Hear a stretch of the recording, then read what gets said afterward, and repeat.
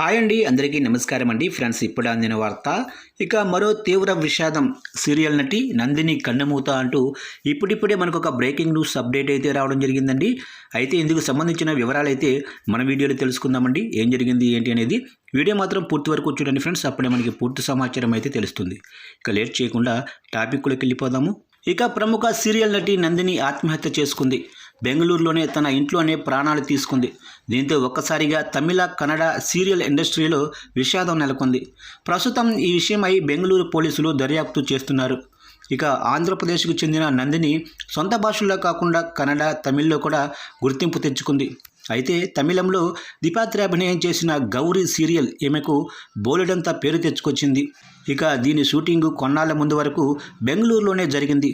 ఇక రీసెంట్గానే చెన్నైకి షిఫ్ట్ చేశారు. మొన్నటి వరకు చిత్రీకరణలో పాల్గొన్న నందిని కాస్త బ్రేక్ తీసుకునేందుకు బెంగళూరులోనే ఇంటికి వచ్చేసింది. అలాంటిది సడన్గా ఇంట్లోనే ప్రాణాలు తీసుకుంది. దీంతో తోటి నటీనటులు షాక్కి గురయ్యారు. గౌరీ సీరియల్ ప్రసారమవుతున్న కలైంజర్ టీవీ ఛానల్ నందిని మృతి విషయాన్ని సోషల్ మీడియాలోనూ పోస్టు చేసి సంతాపం తెలియజేసింది. తోటి నటుడు సతీష్ మాట్లాడుతూ నందినికి ఇంకా పెళ్లి కాలేదు, అసలు ఇలా ఎందుకు చేసిందో అర్థం కావటం లేదు అని చెప్పుకొచ్చాడు. ఏదేమైనా సీరియల్ నటి చనిపోవటం ఇప్పుడు ఇండస్ట్రీలో చర్చనీయాంశంగా మారింది.